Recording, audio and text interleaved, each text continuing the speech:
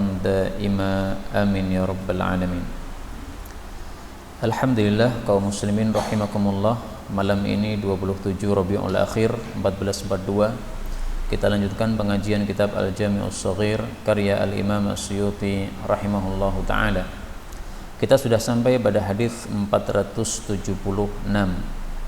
Qala al-muallif rahimahullahu taala wa nafa'ana bihi wa bi'ulumihi fid dharain amin.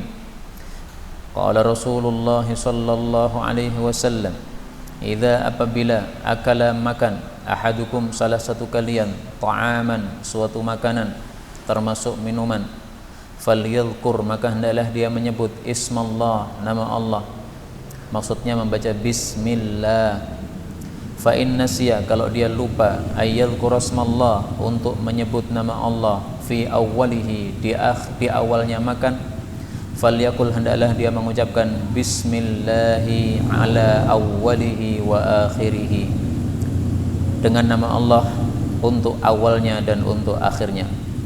Boleh juga ala ini dihapus sehingga membacanya bismillahi awwalahu wa akhirahu sebagaimana dalam riwayat yang lain.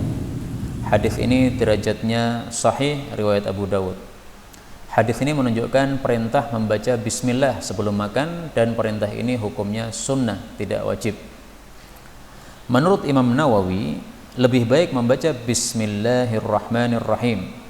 Tetapi dibantah oleh Ibnu Hajar, beliau mengatakan, saya belum menemukan dalil bahwasanya bismillahirrahmanirrahim lebih utama daripada bismillah saja. Adapun yang dijelaskan oleh guru kami Syekh Walid, bahwasanya membaca bismillah itu yang sesuai sunnah. Kalau bismillahirrahmanirrahim malah tidak sesuai sunnah, karena Nabi SAW beliau ketika makan itu hanya membaca bismillah saja, sebagaimana hadis yang sahih diriwayatkan oleh Imam Ahmad. Idza apabila qurriba telah didekatkan ilaihi kepada Nabi ta'amun suatu makanan, qala beliau mengucapkan bismillah titik. Hadis ini riwayat Imam Ahmad, derajatnya sahih. Nah, karena itu kita lakukan seperti yang dilakukan Nabi saja, tidak pakai ar-rahmanir-rahim, lebih afdal. Lebih aneh lagi, Imam Ghazali dia mengatakan ketika memasukkan suapan yang pertama seseorang mengucapkan bismillah, pada suapan yang kedua dia mengatakan Ar-Rahman, pada suapan yang ketiga dia mengatakan Ar-Rahim. Nah, ini tambah jauh lagi, nggak ada dalil seperti ini, nggak usah dilakukan. Meskipun yang ngomong Imam Ghazali, karena tidak sesuai dalil maka tidak usah dilakukan. Hadis 477, idza apabila akala makan ahadukum salah satu kalian ta'aman makanan, falyaqul hendaklah dia mengucapkan Allahumma barik lana fihi, ya Allah berkahilah untuk kami pada makanan ini, wa abdilna khairam minhu, dan berilah ganti yang lebih baik darinya. Wa idza syariba labanan apabila dia minum susu, falyaqul hendaklah mengucapkan Allahumma barik lana fihi, ya Allah berkahilah bagi kami dalam susu ini, wazidna minhu, dan tambahkanlah susu kepada kami. Fa innahu, karena sesungguhnya laisa syai'un, tidak ada sesuatu. Di sini tertulis bi syai'in, ya, mestinya laisa syai'un, tidak ada sesuatu yujzi'u yang mencukupi minat ta'ami wasyarab, sebagai makanan dan sebagai minuman, illa laban, kecuali susu saja. Hadis diriwayatkan oleh Abu Dawud, sahih. Hadis ini menunjukkan bahwasanya doa minum susu dengan selain susu berbeda. Kalau susu doanya khusus, ya Allah berkailah kami dalam susu ini dan tambahlah. Kenapa? Karena susu ini adalah makanan paling utama. Karena susu ini fungsinya ada 3. Pertama sebagai minuman, jelas. Yang kedua sebagai makanan, maka orang yang minum susu sudah kenyang, tidak perlu makan. Yang ketiga adalah sebagai obat, kalau itu adalah susu sapi. Sebagaimana sabda Nabi SAW, beliau mengatakan, Innallaha ta'ala lam yada'da'an, Allah tidak pernah meletakkan penyakit illa wada'alahu syifaan, kecuali pasti juga meletakkan obatnya. Fa'alaikum bi'albanil baqar, selalulah minum susu sapi, fa innaha tarumu min kulli syajar, karena sapi itu makan dari semua jenis pohon. Hadis riwayat Imam Ahmad. maka susunya menjadi obat karena itu, mengumpulkan segala jenis pohon, sehingga menjadi obat yang utama. Kata-kata idza akala, jika makan, ini ada dua kemungkinan makna. Bisa bermakna apabila akan makan, berarti doanya dibaca sebelum makan. Bisa ada kemungkinan apabila telah makan, berarti selesai makan. Kalau saya mempraktekannya setelah makan, karena zahir kalimatnya idza akala, apabila dia telah makan. Meskipun kalau dilakukan sebelum makan nggak ada masalah, karena dua makna tadi sama-sama muhtamal menurut para ulama, ini sama-sama memungkinkan. 478 idza akala, apabila makan ahadukum salah satu kalian ta'aman satu makanan, fala yamsah, maka janganlah mengusap yadahu telapak tangannya, maksudnya jari-jarinya yang 3, bil mindili dengan sapu tangan, hatta yal'aqaha, sampai dia mengulumnya dulu, au yul'iqaha, atau dia mengulumkannya kepada orang lain. Hadis ini sahih. Hadis ini praktiknya adalah untuk makanan-makanan yang mengotori tangan kita. Misalnya makan bubur tanpa sendok tapi pakai 3 jari, otomatis tangannya kotor, maka ini dikulum jarinya dengan mulut kita. Adapun yang tidak mengotori tangan, maka sunnah ini menurut para ulama tidak dilakukan. Misalnya kita makan kurma, kurma kita ambil dengan 3 jari, habis itu nggak kotor sama sekali tangan kita, maka nggak perlu dikulum jari ini. Kalau kita mengulumnya malah praktek yang lucu terhadap hadis ini. Jadi memahami hadis sesuai dengan sesuatu yang nalar, dan demikian juga sesuai pemahaman para ulama kita. Yang dimaksud yul'iqaha, mengulumkan kepada orang lain, ini kepada orang lain yang tidak jijik dengan tangan kita. Misalnya dicontohkan oleh para ulama, budak kita, istri kita, anak kita, murid kita. Tapi kalau kepada temannya tak kei, ya jangan begitu. Atau kepada istri tapi istri merasa jijik, ya jangan dipaksa. Pokoknya tak gelem ngulum jariku, aku nikah meneh, enggak usah begitu. 479 idza apabila akala makan ahadukum salah satu kalian ta'aman makanan, falyal'aq, maka hendaklah dia mengulum asabi'ahu, jari-jarinya. Nah, inilah tafsir dari hadis sebelumnya tadi. Kalau sebelumnya tadi mengatakan yadahu, telapak tangannya. Apakah dikulum semua telapak tangannya? Enggak, ya. Yang dikulum adalah asabi'ahu, jari-jarinya. Karena itu hadis satu sama lain saling menafsirkan. Fa innahu, karena sesungguhnya la yadri, dia itu enggak tahu fi ayyi ta'amihi, pada bagian makanannya yang mana takunul barakatu, ada berkahnya. Hadis ini sahih. Jadi tujuan mengulum jari itu jelas, supaya makanan yang ada berkahnya masuk pada tubuh kita. Bisa jadi yang ada berkahnya yang nempel pada jari kita. Nah, maka kalau langsung kita cuci, ini berkahnya hanyut dengan air, tidak jadi kemakan. Para ulama mengatakan, orang-orang kaya zaman dahulu, yang mereka biasanya orang-orang yang sombong, mereka kalau habis makan tidak pernah mau ngulum jari, langsung diusap dengan serbet. Nah, Nabi menyuruh untuk menyelisih adat jelek tersebut. Karena ini dua keburukan. Keburukan pertama, makanan yang tersisa pada tangan dimubadzirkan, nempel pada serbet. Keburukan yang kedua, mengotori serbet. Jangan begitu. Kulum dulu sampai bersih, baru setelah itu pakai serbetnya.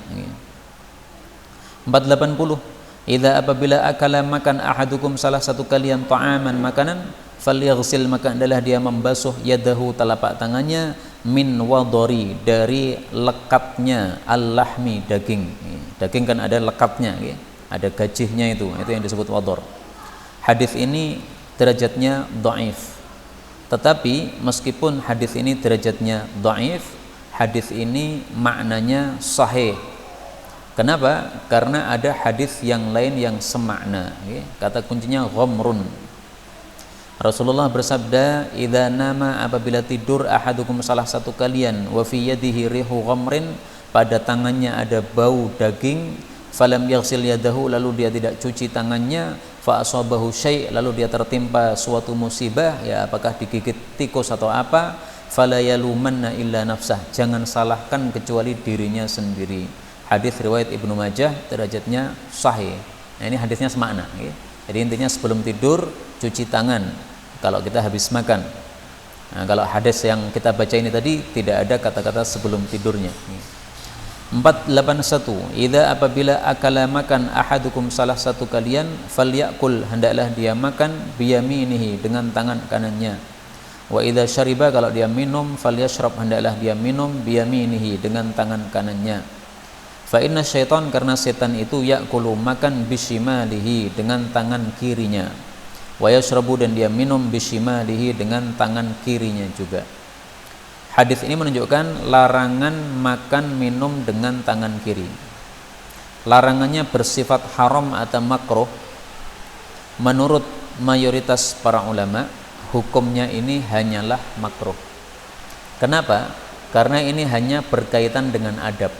Jadi ada kaidah mengatakan larangan-larangan yang bersifat adab itu hukumnya hanyalah makruh. Perintah-perintah yang bersifat adab itu hukumnya hanyalah sunnah. Tapi saya pribadi cenderung dengan pendapat beberapa ulama mazhab Hambali dan mazhab Maliki. Mereka mengatakan bahwasanya larangan makan minum tangan kiri ini haram. Kenapa? Karena di sini dilakukan oleh setan. Sementara kita tidak pantas untuk serupa dengan setan. Rasulullah Shallallahu Alaihi Wasallam bersabda, ini dalilnya. Beliau mengatakan, laisa lana mathalus saw. Tidak pantas kita umat Islam punya perumpamaan yang jelek. Jadi kalau kita makan tangan kiri, ini seumpama dengan setan. Nah, maka ini sesuatu yang tidak pantas untuk kita. Demikian juga Allah Subhanahu wa taala mengatakan dalam Al-Qur'an, "Wala tattabi'u khutuwatis syaitan." Kalian jangan mengikuti langkah-langkah setan. Setan makan tangan kiri, ini berarti langkah setan. Jangan diikuti, berarti haram. Wallahu a'lam bissawab. 482 idza apabila akala makan ahadukum salah satu kalian falyakul hendaklah dia makan biyaminihi dengan tangan kanannya, wal yashrab biyaminihi minum tangan kanannya, wal ya'khudh mengambil biyaminihi dengan tangan kanannya, wal yu'ti memberikan biyaminihi dengan tangan kanannya. Jadi maksudnya kalau menerima pemberian, mengambilnya dengan tangan kanan, atau memberikan kepada orang lain juga dengan tangan kanan. Fa inna syaitan ya'kulu bishimalihi wa yashrabu bishimalihi wa ya'khudhu bishimalihi wa yu'ti bishimalihi. Karena setan itu sebaliknya. Hadis ini hasan. Dan hadis ini sekaligus menunjukkan bahwa setan itu punya tangan, Pak. Ya'kul makan bishimalihi dengan tangan kiri. Karena itu sebagian ulama mengatakan, siapa yang menganggap setan itu tidak punya wujud, tidak punya badan, maka dia pasti akan mengatakan setan itu tidak punya tangan. Maka pendapat seperti ini adalah pendapat ilhad, pendapat yang sudah menyimpang. Nabi aja mengatakan setan makan tangan kiri, kamu mengatakan setan nggak punya tangan, gimana? Mereka meyakini setan nggak punya tangan. Kenapa? Karena mereka sudah terlanjur mengatakan setan itu nggak ada wujudnya. Setan itu hanya semacam halusinasi atau apa gitu, masuk dalam jiwa manusia, perasaan was-was dan sebagainya. Ini pendapat batil menurut ahlus sunnah, ulama ahlus sunnah.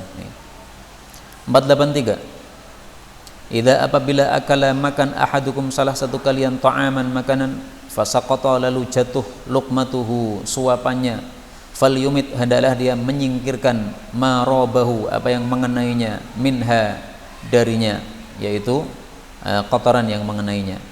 Tsumma kemudian liyat'amha hendaklah dia memakan makanan tadi, wala yada'ha dan janganlah dia membiarkannya lisyaitan untuk setan, yaitu dimakan setan. Hadis riwayat Tirmidzi hasan. Hadis ini menunjukkan bahwa makanan yang jatuh jangan dibiarkan. Kalau dibiarkan dimakan setan. Nah, lantas gimana? Ambil, bersihkan, makan. Di sini Rasulullah mengatakan lihat amha, hendaklah dia makan setelah dibersihkan. Ini perintahnya tidak wajib. Seandainya tidak dia makan, nggak apa-apa, diberikan kepada anak kecil yang mau. Atau seandainya dia tidak makan, diberikan kepada ayam, nggak ada masalah.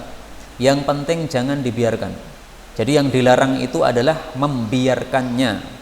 Kalau memakannya tidak wajib, tapi membiarkannya tidak boleh, karena di sini dilarang. Wala yada'ha lisyaitan. Nah, maka para ulama memahami perintah makan ini hanya sunnah, tetapi tidak boleh dibiarkan karena akan menyebabkan dimakan setan. Sebagian ulama memahami jangan dibiarkan untuk setan, itu maksudnya adalah jangan disia-siakan, karena kalau menyanyiakan nikmat itu adalah tingkah setan. Dan orang yang menyanyiakan nikmat itu sombong. Sombong itu sifat setan. Nah, tafsir seperti ini karena lari dari menganggap bahwasanya setan itu bisa makan. Nah, ini juga pendapat yang salah seperti ini. Kenapa engkau tidak mempercayai setan bisa makan? Nabi aja mengatakan setan makan tangan kanan, tangan kiri, setan minum tangan kiri. Berarti setan itu punya tangan dan setan itu makan dan setan itu minum. Tidak usah menganggap sesuatu ini mustahil. Setan makan minum ya biasa, dia itu makhluk hidup. Kenapa tidak makan tidak minum? Maka tidak usah ditakwil-takwil seperti tadi, nggih. Jangan dibiarkan untuk setan, artinya jangan dibiarkan untuk dimakan setan. 484. Idza akaltum, kalau kalian itu makan at-ta'ama, makanan, fakhla'u, maka lepaslah ni'alakum, sandal kalian. Tujuannya apa? Fa innahu, karena sesungguhnya hal itu arwahu, lebih merehatkan, li aqdamikum, untuk telapak kaki kalian, lebih nyaman, nggih. Hadis ini disahihkan Suyuti tapi didhaifkan oleh Al-Albani. Memang sanadnya dhaif ya, sehingga lebih tepatnya dikatakan hadis ini dhaif. Maksud hadis ini menurut para ulama adalah untuk menyelisih orang-orang Arab Badui yang mereka itu biasanya makan masih dalam keadaan pakai sandal, makannya berjalan-jalan. Nah, tidak seperti itu. Makan itu istirahat dulu, duduk. Nah, kalau duduk lepas dulu sandalnya supaya nyaman. Okay? Zaman dulu kan sandalnya itu terikat, Pak. Jadi anggaplah seperti sepatu zaman sekarang, sehingga kakinya itu terasa tidak nyaman karena terikat. Maka dilepas dulu supaya nyaman, baru kemudian makan.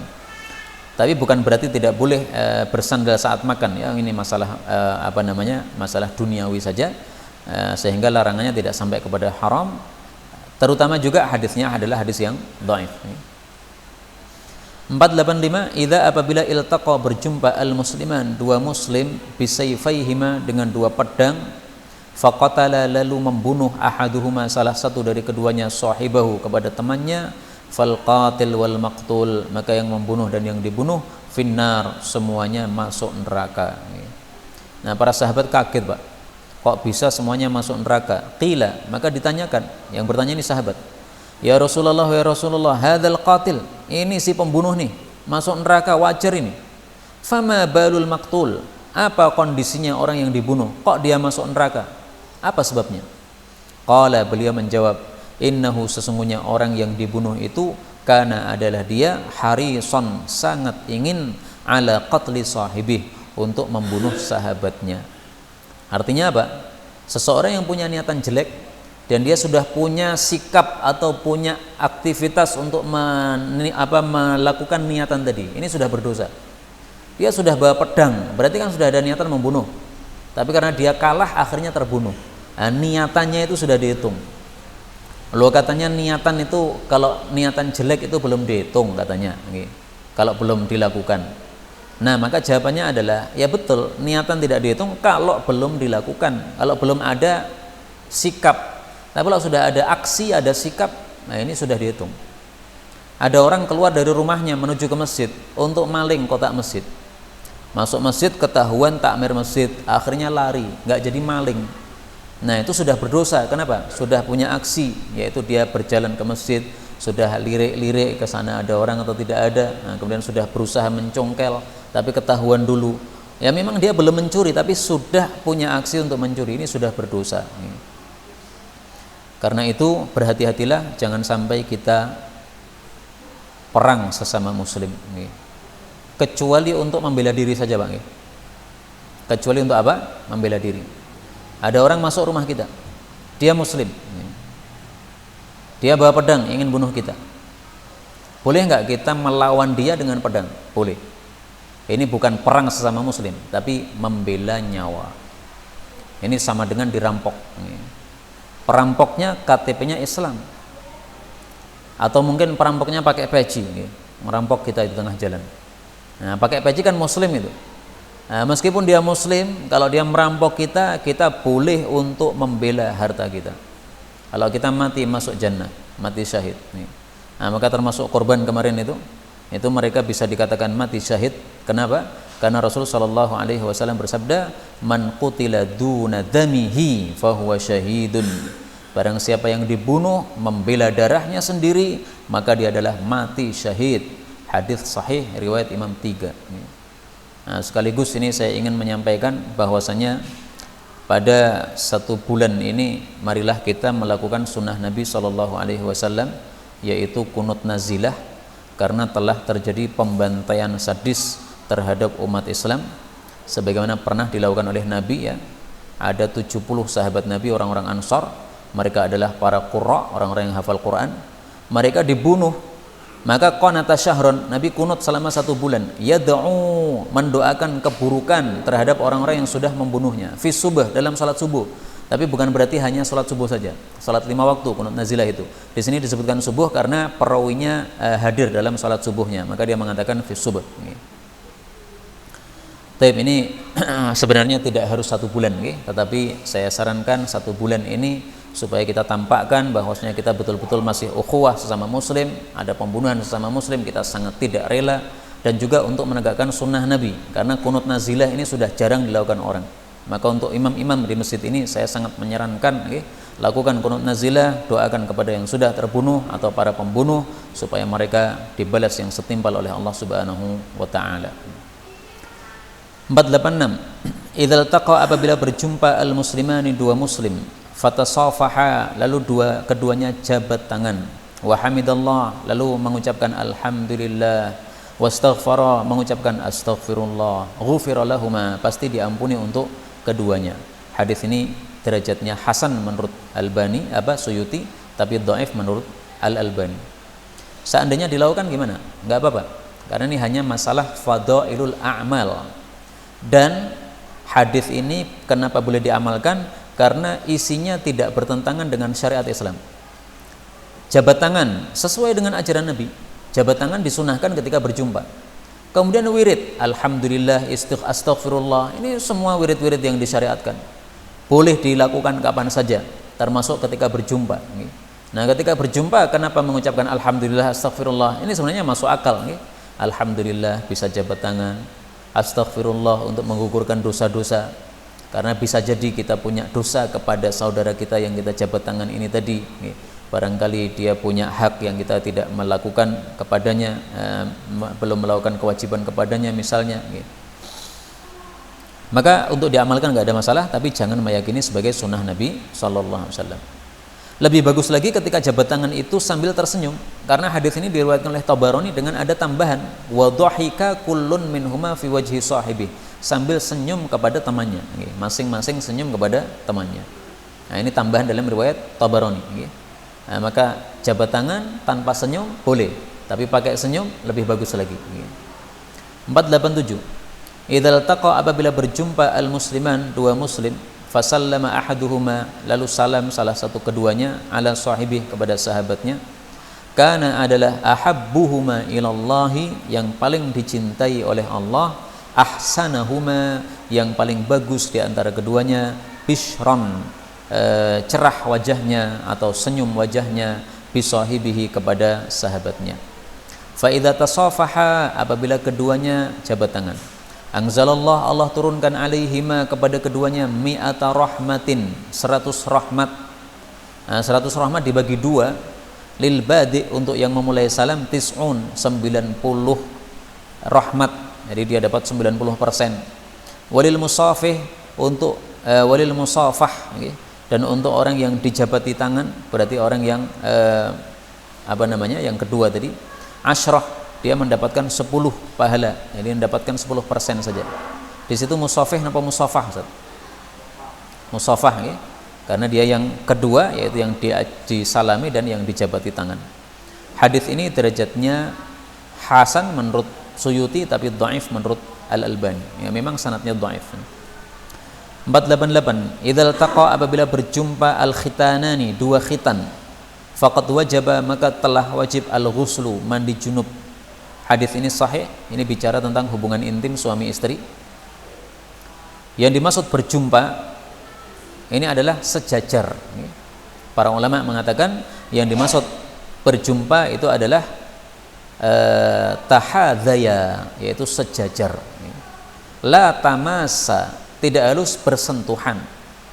Jadi seandainya 2 khitan ini tidak bersentuhan, tetapi sejajar, itu sudah wajib mandi. Apa sih bersentuhan sejajar? Nah gini, Yang dimaksud khitan itu adalah kalau untuk perempuan itu klitorisnya, itu namanya khitan. Untuk laki-laki itu adalah ujung dari kemaluannya yang merupakan kulit yang kemudian dipotong itu. Jadi tempat pada kemaluan yang dipotong pada saat tetak atau khitan, itulah yang disebut khitan. Nah, ketika hubungan intim itu akan terjadi sejajar begini. Sejajar gimana? Ketika, mohon maaf, ujung dari kepala zakar, ya, kepala zakar laki-laki masuk dalam farji perempuan. Nah, itu pasti akan sejajar begini antara ujung zakar dengan klitorisnya, akan sejajar. Meskipun belum tentu bersentuhan, okay? Karena klitorisnya kan berada di atas itu. Nah, maka ketika masuk belum tentu bersentuhan. Tapi kalau udah sejajar sudah, okay? Udah apa? Sudah wajib mandi junub. Karena itu ringkasnya hadis ini, kalau mau diringkas, hadis yang lain saja lebih mudah dipahami. Rasulullah Shallallahu Alaihi Wasallam bersabda, apabila berjumpa dua khitan, wa ghabat, dan telah lenyap al hasyafah, ujung dari kemaluan, faqad wajibal ghuslu, wajib mandi junub, anzala am lam yunzil, baik dia sudah keluar mani atau tidak keluar mani, sama aja. Hadis riwayat Tabarani sahih. Nah, maka intinya di sini, ghabatil hasyafah. Kalau ujung dari kemaluan sudah lenyap, sudah masuk, nah itu sudah tentu sudah sejajar tadi, ya, meskipun enggak bersentuhan. Ini masalah-masalah begini tidak akan bisa dijelaskan kecuali orang yang sudah mengalami. Maka Imam Nawawi, Pak, karena belum pernah menikah beliau ketika menjelaskan hadis ini salah dulunya. Baru setelah itu dipahamkan oleh gurunya. Nah, kowe rung nikah ra mudeng. Nah, maka dipahamkan oleh gurunya baru paham. 489. Idza apabila alqallahu, Allah telah memberikan fi qalbi mri'in, pada hatinya seseorang, khitbatam ra'atin, keinginan untuk melamar seorang wanita, fala ba'sa, maka tidak apa-apa, ay yanzura ilaiha, untuk dia melihat kepada wanita tadi. Hadis ini sahih. Kalau di situ tertulis dhaif, tetapi disahihkan oleh Al-Albani karena ada hadis-hadis yang semisal dengannya. Hadis ini bicara tentang nazar, yaitu melihat kepada calon wanita yang akan kita lamar. Hukumnya tidak wajib, tetapi sunnah. Kalau di sini beliau mengatakan fala ba'sa, tidak apa-apa, seolah-olah itu boleh saja, tetapi bukan sunnah. Tapi dalam hadis yang lain kita temukan dalil sunnahnya. Beliau menyuruh falyangzur, hendaklah dia melihat, berarti sunnah, karena diperintahkan. Kemudian para ulama mengatakan, meskipun kalau kita melihat kepada dia, kita khawatir fitnah, akan muncul syahwatnya, akan mengacaukan pikiran karena cantiknya misalnya, enggak apa-apa. Kenapa? Karena sudah diizinkan. Sudah diizinkan oleh Nabi untuk melihat. Maka meskipun khawatir muncul fitnah, enggak ada masalah, karena sudah diizinkan oleh syariat. Tetapi yang boleh dilihat hanyalah wajah sama kedua telapak tangan. Yang dur ilaiha, dia melihat kepada wanita tadi. Melihat kepada apa? Kepada anggota tubuh yang boleh tampak pada saat salat. Anggota tubuh yang tidak boleh tampak pada saat salat tidak boleh dilihat. Karena itu untuk mempraktekkan hadis ini boleh aja kita menunggu wanita tersebut salat, kemudian kita melihat kepadanya. Kita tahu misalnya, wanita itu seringnya ke masjid, dia akan salat sunnah. Nah, ketika dia salat sunnah, kita tunggu. Begitu dia salat sunnah, kita dari depan melihat, oh kayak begini orangnya. Nah, yang terlihat wajahnya. Sama apa? Tangannya, ketika dia sedekap begini, telapak tangannya, enggak ada masalah begitu.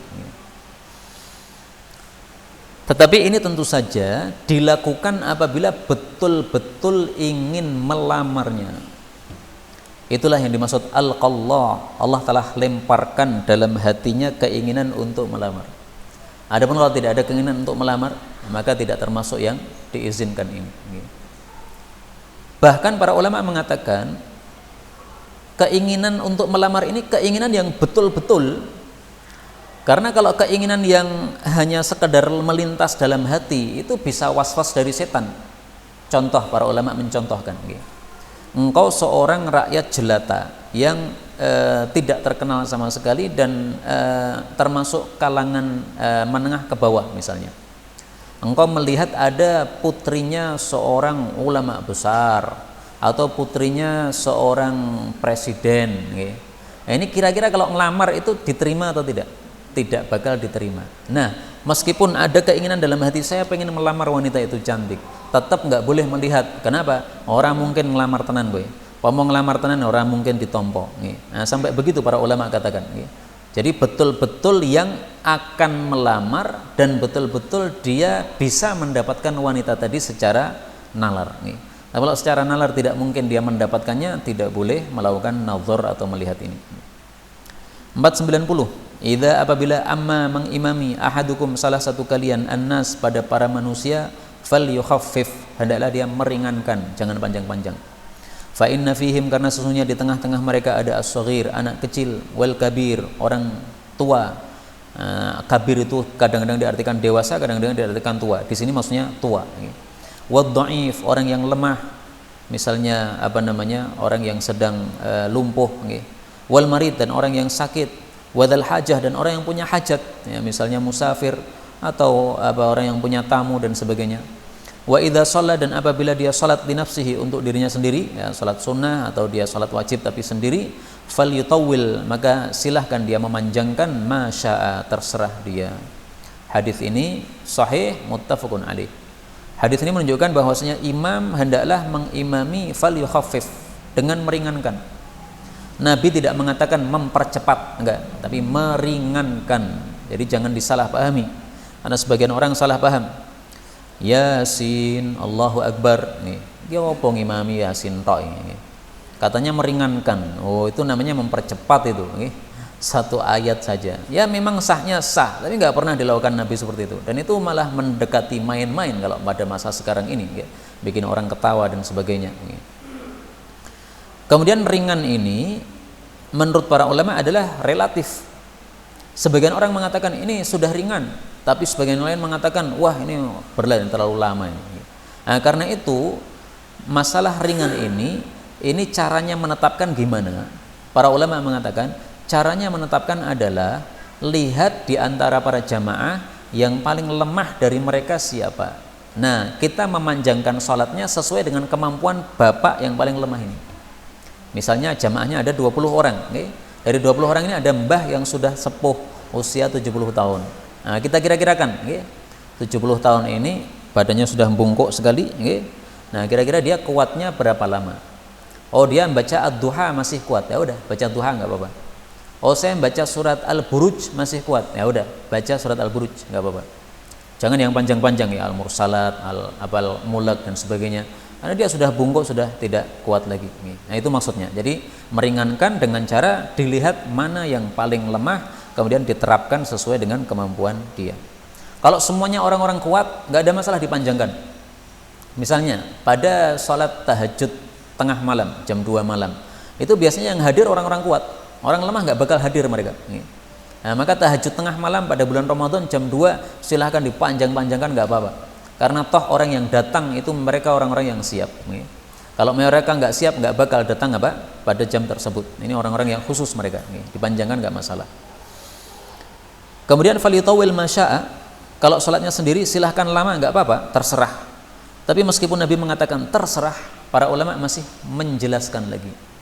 Hukumnya adalah makruh kalau sholatnya lama, tetapi menyebabkan terganggu sholatnya. Misalnya, saking lamanya malah tidak khusyuk, malah mikir kesana kemari, mikir mbok enom, mikir nikah lagi dan sebagainya. Nah, ini nggak usah panjang-panjang. Kamu terlalu panjang malah mikirnya ranggena. Jadi panjangnya panjang yang bisa kita ambil maslahatnya. Kalau panjangnya mafsadat, nah ini jangan dilanjut-lanjutkan. 491 nggih. Iya. Ya sama aja. Nah, mereka muda-muda tetapi mereka awam, mereka tidak terbiasa dengan surat Al-Buruj. Dibaca surat Al-Buruj sudah pada lenggak-lenggok badannya, udah kasih qul huwai. Tapi kalau mereka sudah terbiasa, ya, seperti saya lihat Ustaz hari ini kalau ngimami cukup agak panjang, dan tampaknya orang-orang karena sudah terbiasa sama beliau, ya berarti sudah kuat, ya nggak ada masalah dilanjutkan begitu. Kalau saya memang lebih suka itu membaca apa yang disampaikan Nabi SAW. Beliau mengatakan, Iqra, bacalah wahai Mu'ad, Sabbihisma rabbikal a'la wasyamsi waduhaha wal laili idza yaghsha. Ini kalau saya perhatikan surat-surat ini kira-kira adalah separuh halaman dari Quran Jawa. Bukan Quran Arab loh. Kalau Quran Arab ini separuh halaman lebih. Tetapi kalau Quran Jawa yang barisnya lebih panjang, itu sekitar separuhnya. Hadis berikutnya 491. Idza ammana, apabila mengamini al-imamu imam, fa'aminu, maka aminlah kalian. Maksudnya apabila imam sudah mulai amin, maka aminlah, ya. Jadi aminnya itu bareng, ya. Sehingga ketika imam waladhdallin, kita udah siap-siap. Begitu imam A, kita langsung amin bareng, ya, bareng. Dari hadis yang lain kita ketahuinya. Fa innahu, karena sesungguhnya man wafaqa, siapa yang berbarengan, bersepakatan, ta'minuhu, aminnya, dengan ta'minal malaikah, aminnya para malaikat, dan aminnya para malaikat itu bersama imam, ghufira lahu, pasti diampuni bagi dia, ma taqaddama, apa yang telah lewat, min dambihi, dari semua dosanya. Hadis ini sahih, muttafaqun alaih. Maka khusus untuk amin ini bareng sama imam. Selain itu semuanya setelah imam. Takbiratul ihram wajib setelah imam. Kalau bareng sama imam itu namanya bukan makmum. Makmum itu mengikuti, imam itu diikuti. Salam juga sama, setelah imam. Setelah assalamualaikum, nah baru kita assalamualaikum. Tidak harus menunggu sampai 2 kali salam. Begitu dia sudah mulai salam, nah berarti sudah assalamualaikum, nah kita sudah assalamualaikum. 492. Idza, apabila anamitu, saya mati, kata Nabi, wa Abu Bakrin wa Umar wa Utsman, dan juga 3 orang ini mati semuanya, fa in istata'ta, kalau kamu bisa, antamuta, untuk mati juga, famut, kamu mati aja. Bukan berarti disuruh bunuh diri, tapi maksudnya nanti akan banyak musibah-musibah atau fitnah-fitnah muncul setelah Sayyidina Utsman mati. Hadis ini meskipun dhaif, tetapi ternyata sesuai fakta, Pak. Di masa Abu Bakar nggak ada fitnah-fitnah, kecuali kecil-kecil aja yang bisa dibereskan oleh Abu Bakar. Apalagi di masa Umar, wah nggak ada yang berani buat fitnah. Umar bin Khattab itu suka bawa pentung. Kalau ada yang kurang ngajar, pentung. Pernah Sayyidina Umar tuh masuk masjid, melihat ada pemuda santai-santai di masjid ngibadah, padahal pagi hari. Maka dipentong Sayyidina Umar. Pagi hari waktunya kerja, orang waktunya wirid. Pagi hari udah kerja malah wirid. Ini piye gue? Jadi kira-kira jam 10, jam 9, jam kerja, malah dia khusyuk ibadah di masjid. Artinya dia nggak mau kerja, dia maunya minta-minta sama orang. Nggak boleh begitu. Sayyidina Umar pernah masuk masjid, melihat ada orang teriak-teriak di masjid, dipentung. Kamu dari mana teriak-teriak di masjid? Masjid bukan untuk teriak-teriak. Sayyidina Umar pernah melihat ada orang sholat gini, Pak, dingkluk gini. Saya di mana dipentong. Sholatnya orang dingkluk. Khusyuk itu bukan di kepala, khusyuk itu di hati. Hatinya khusyuk. Kepala dingkluk itu orang sholat nih, ini uang turu nih. Jadi Masya Allah, Sayyidina Umar ini sangat dahsyat, sehingga tidak ada orang berani macam-macam buat fitnah. Nah begitu muncul Sayyidina Utsman, orang yang sangat pelembut sekali hatinya, akhirnya orang-orang berani menantang Sayyidina Utsman, akhirnya beliau dibunuh oleh orang-orang Khawarij. Nah setelah orang Khawarij bunuh Sayyidina Utsman, ini kemudian fitnah bertubi-tubi muncul. Karena itu hadis ini meskipun dhaif sesuai fakta. 493. Idzan tata, apabila jauh, ghazwukum, perang kalian, wa kathurat, dan banyak, al-azaim, kewajiban-kewajiban yang diperintahkan oleh pemimpin panglima perang kalian, wastuhillat, dan telah dihalalkan, al-ghanaim, ghanimah-ghanimah. Maksudnya ghanimah sudah diserobot oleh para pemimpin-pemimpin, mereka tidak mau bagi, malah dikorupsi sendiri. Fa khairu jihadikum, maka sebaik-baik jihad kalian adalah ar-ribat, melakukan ribat, bukan perang di medan tempur. Hadis ini derajatnya dhaif. Yang dimaksud ribat itu adalah menjaga perbatasan antara daerah muslim dengan daerah kafir. Karena daerah ini akan bahaya kalau tidak dijaga, sehingga perlu dijaga supaya tidak ada orang kafir yang masuk ke dalam negara muslim tanpa diketahui. 494. Idzan tasafa, apabila telah pertengahan Sya'ban, bulan Sya'ban, fala tasumu, jangan puasa sunnah, hatta yakuna Ramadan, sampai datang bulan Ramadan. Hadis ini derajatnya hasan menurut Suyuti, tetapi hadis ini menurut Imam Ahmad derajatnya dhaif. Saya cenderung pendapat Imam Ahmad. Kenapa? Karena Imam Ahmad ahli hadis yang sangat handal. Kemudian selain itu hadis ini bertentangan dengan hadis yang lain yang lebih sahih. Rasulullah sallallahu alaihi wasallam bersabda, "La taqaddamu ramadhana bisaumin yaumin wala yaumain." Janganlah kalian itu mendahului puasa Ramadan dengan puasa 1 hari atau 2 hari sebelum Ramadan. Jadi ternyata yang dilarang itu hanya 2 hari sebelum Ramadan. Jadi 2 hari akhir Sya'ban itu yang dilarang. Adapun pertengahan Sya'ban masih boleh puasa. Karena ini belum 2 hari sebelum Ramadan. Karena itu ini ada 2 hadis yang bertentangan. Satunya sahih, satunya bermasalah sanadnya. Nah, maka kita pakai yang sahih. Makanya Imam Ahmad mengatakan hadis ini mungkar karena menyelisih hadis yang lebih sahih darinya. 495. Idzan ta'ala, apabila pakai sandal ahadukum salah satu kalian, falyabda bil yumna, memulai dengan yang kanan. Wa idza khala'a, kalau dia melepas sandal, falyabda bil yusra, memulai yang kiri. Litakunil yumna, hendaklah yang kanan itu awwalahuma tun'al, yang pertama untuk diberi sandal. Wa akhirahuma, dan yang terakhir tumza, dicabut sandalnya. Hadis ini sahih. Hadis ini memiliki 2 pemahaman, pemahaman sempit dan pemahaman luas. Pemahaman sempitnya adalah bahwa hadis ini menunjukkan disunnahkan memakai sandal kanan dulu, melepas sandal kiri dulu. Pemahaman luasnya adalah segala perkara-perkara yang bersifat berhias atau memuliakan anggota tubuh, maka didahulukan yang kanan. Misalnya menyisir ini memuliakan anggota tubuh, yaitu rambut, maka gunakan yang kanan dulu. Demikian juga memotongkan kuku, ini termasuk memuliakan tangan kita supaya bersih, maka dimulai yang kanan dulu. Tapi segala yang berkebalikan dengannya dimulai yang kiri dulu. Masuk kamar kecil kiri dulu. Kenapa? Ini bab kekotoran, maka masuk yang kiri dulu. Masuk ke masjid kanan dulu. Kenapa? Ini bab kemuliaan, ya, memuliakan kaki kita masuk pada tempat yang mulia.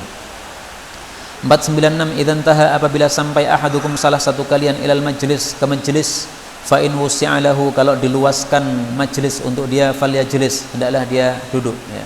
Kalau ada orang ngasih tempat kita, silahkan duduk. Wa illa, tapi kalau tidak ada yang meluaskan tempat untuk kita, falyanzur, hendaklah dia melihat ila, kepada ausa'i makanin, tempat yang paling luas, yarahu, yang dia lihat, falyajlis fihi, hendaklah dia duduk padanya. Hadis ini sahih. Jadi maksudnya hadis ini, pertama, kalau ada orang memuliakan kita, hendaklah kita terima. Kita datang, tempat duduknya sudah habis, tapi ada orang kemudian menyempatkan untuk melonggarkan, ya. Dia geser sehingga tempatnya jadi bisa untuk kita. Nah, dimuliakan seperti ini hendaklah diterima. Sayyidina Ali mengatakan tidaklah menolak penghormatan kecuali keledai. Kemudian yang kedua, hadis ini menunjukkan majelis yang paling bagus itu yang paling longgar. Jadi jangan sempit-sempitan, jangan desak-desakan. Kalau shaf pertama tinggal sedikit, tidak cukup untuk 1 orang, jangan dipaksakan. Kalau mau dipaksakan, kasih anak kecil yang cukup untuk dia. Karena desak-desakan itu nggak baik, malah menyebabkan sholatnya tidak bisa khusyuk. 497. Idzan taha, apabila sampai ahadukum salah satu kalian ilal majlis, ke majlis, falyusallim, ucapkan salam. Fa in badalahu ayajlis, kalau tampak baginya untuk duduk, falyajlis, silahkan duduk. Tsumma idza qama, kalau dia berdiri, falyusallim, salam lagi. Falaisatil ula, bukanlah salam yang pertama, bi ahaqqa, lebih berhak, minal akhirah, daripada salam yang kedua. Hadis ini menunjukkan bahwa sebagaimana kita disunahkan mengucapkan salam ketika datang, disunahkan juga mengucapkan salam ketika pergi. Nah, maka kalau setelah kajian ini kita kumpul-kumpul makan, ketika pergi ucapkan salam, ini sunnah. Ulama sepakat bahwa ucapkan salam sebagai permulaan itu hukumnya sunnah, tidak wajib. Tetapi sebagai jawaban hukumnya adalah wajib. Salam ketika masuk majelis itu maksudnya adalah, wahai ahli majelis, orang-orang yang di majelis ini, semua kalian selamat dari gangguan saya tidak akan mengganggu. Ketika saya duduk bersama kalian, saya tidak akan mengganggu. Nah, salam ketika meninggalkan tempat itu maksudnya adalah semua kalian sebagaimana selamat ketika saya ada, maka kalian juga akan selamat ketika saya pergi. Sehingga jangan sampai orang meninggalkan majelis, assalamualaikum, tapi kemudian membuat gangguan kepada ahli majelis tadi. Apakah menggunjing orang yang ada di sana dan sebagainya. Ini berarti salamnya ora tenanan. Okay? Dia mengucapkan assalamualaikum, selamat untuk kalian, tetapi malah mengganggu. Enggak benar. Okay.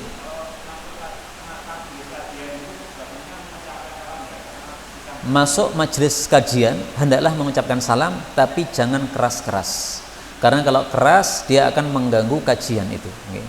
Caranya bagaimana? Salam kepada yang di sebelahnya aja. Okay.